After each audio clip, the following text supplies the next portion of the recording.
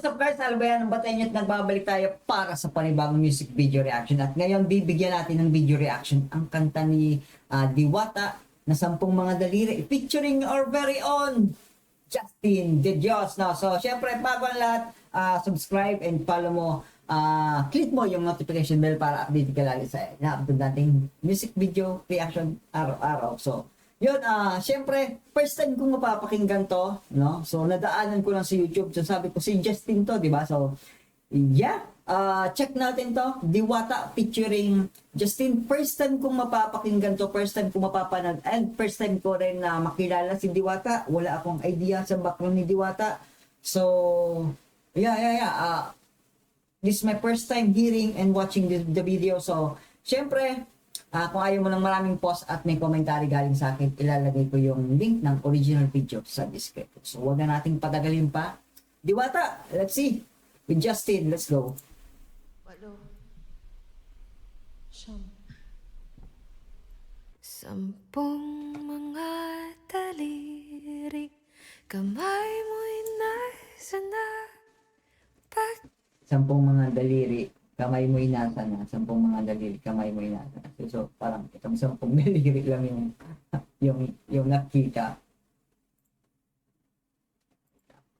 Bigyan lang natin ng subtitles. Filipino, sige.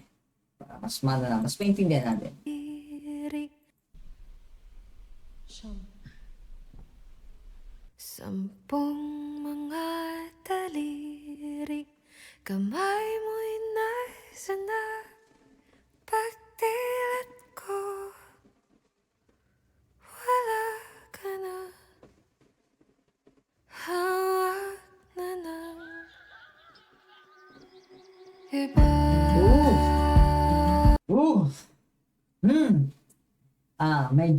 Medyo kumanon agad yung yung lyrics ni Diwata doon, ano? 10 mga daliri, kamay mo'y nasa na, pagising ko'y hawak mo'y iba na, parang parang nang ibang bakod ka na. Nang ibang bayan agad, pagising niya nang ibang bayan na yung partner niya. So maganda, gusto ko yung ganong style ng intro din, solemn, para sa akin solemn, tapos biglang pasok ng instrument. Man, daming artist ngayon na magagaling talaga. Hawak na ng iba. Yeah.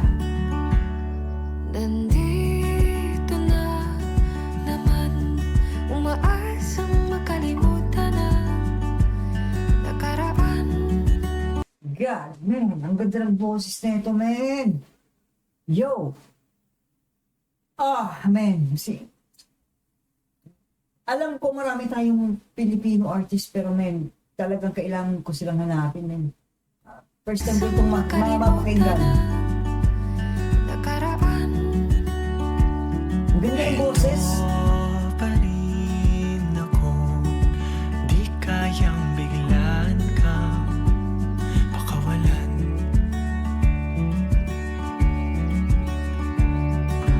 Di na matanaw, bigla nang bumitaw. 10 mga daliri, kamay mo'y nasa na. God, man. Medyo kinikilabutan ako sa collaboration na tong dalawa na to. Woo. First time kong mapapakinggan yung si Diwata na to. First time ko siyang makilala. First time ko siyang makita. I don't know kung sino to. 10 mga daliri, Ang ganda ng harmonization nila. pagdilat ko. Habang yung medyo yung medyo may konting tono, yung may konting angat ng tono yung kay Diwata, pero si Justin nasa level lang nito. Men, ang ganda ng mixing ng dalawang boses nila, men. Hawak na ng iba.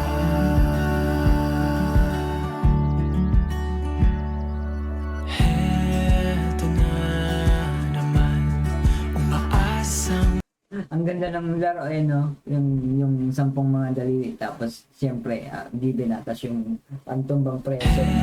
Tumbang yung luksong baka, tapos yung tumbang preso. Ito na naman, umaasang makahanap ng paraan.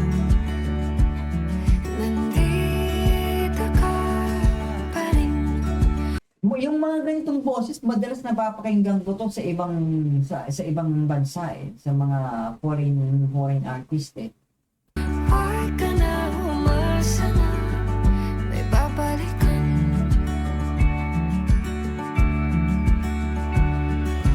Di na matanaw, bigla nang bumitaw. Tapos yung tema pa, yung parang sa festival no? May makulay, I like that theme na makulay. Yung mga nakamas, tapos yung maraming, siyempre, colorful yung video,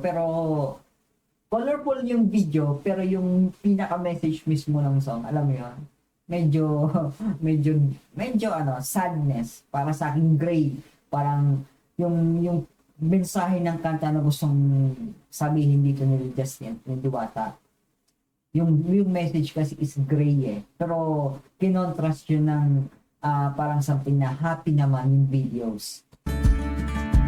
Kasi 'di ba yung siyempre yung paggising niya parang starting yung paggising mo wala na yung mahal mo yung partner mo. Parang pinagpalit ka no? Mga daliri, kamay mo'y nasa na pagdilit ko. Wala ka na, hawak na iba.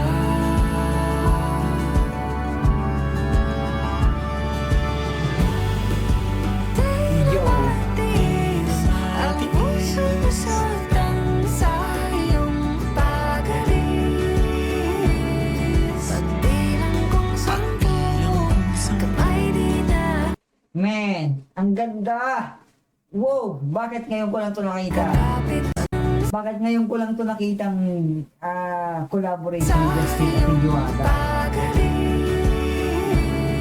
Pagbilang kong sampu, kamay di na kakapit pa. Pagbilang kong sampu, Bagay na bagay pa yung boses ni Diwata na mag-combine sa boses ni Justin sa dalawa, tatlo, apat, lima, anim. parang yung team ng yung nilalaro nila, alam mo yung parang Squid Game. Parang Squid Game Tatlo, apat, lima. Dahil nga, pagbilang ko ng tatlo, parang 3, 4, 5. Hindi ba yung sa Squid Game parang ganon?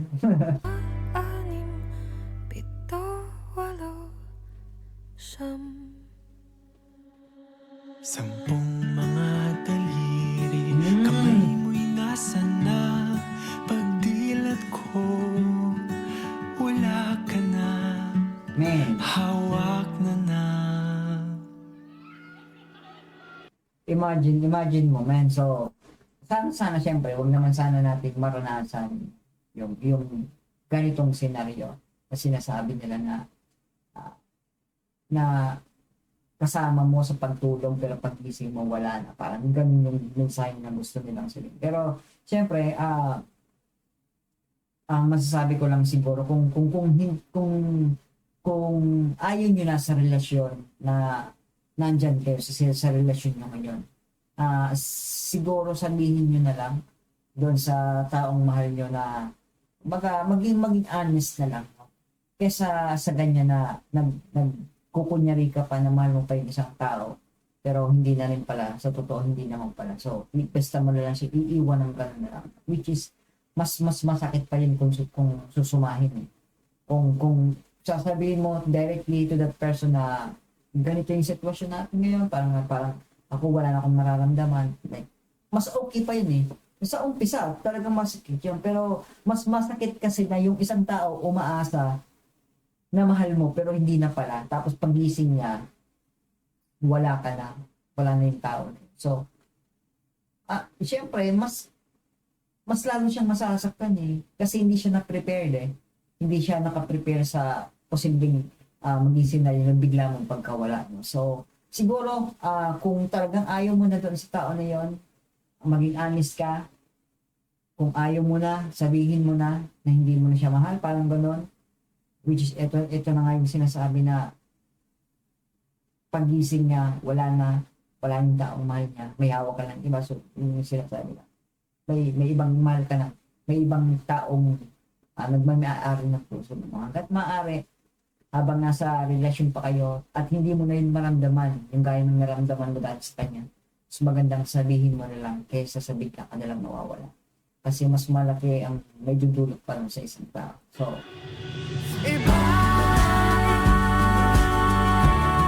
hawak mo ng iba. hawak na ng iba. Hawak mo ng iba.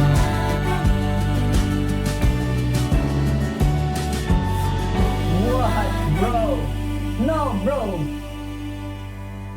Yo, bro! Ano nangyari? Ba't naging bones? Naging skeleton na lang si Justin.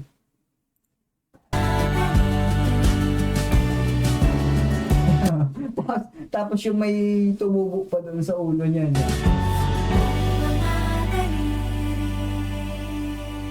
Man.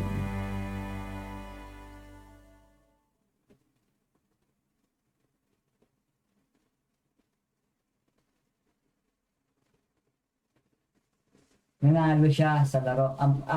Nanalo siya sa laro, ang problema, kapalit naman nun yung mahal niya o yung kasama niya, yung kababata niya.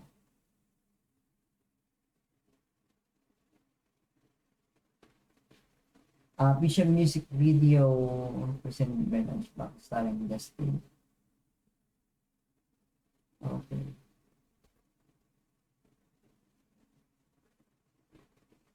Man. Galing. Magaling. I think kailangan ko pang maano din to si Diwata. I think kailangan kong babigyan din ng attention si Diwata yung mga kanta niyang ang dami na niya na palang upload Okay, sige. Okay, so bibigyan ko to ng video reaction si Diwata sa mga susunod na araw. So, gusto ko yung kanta nila, yung collaboration na yun.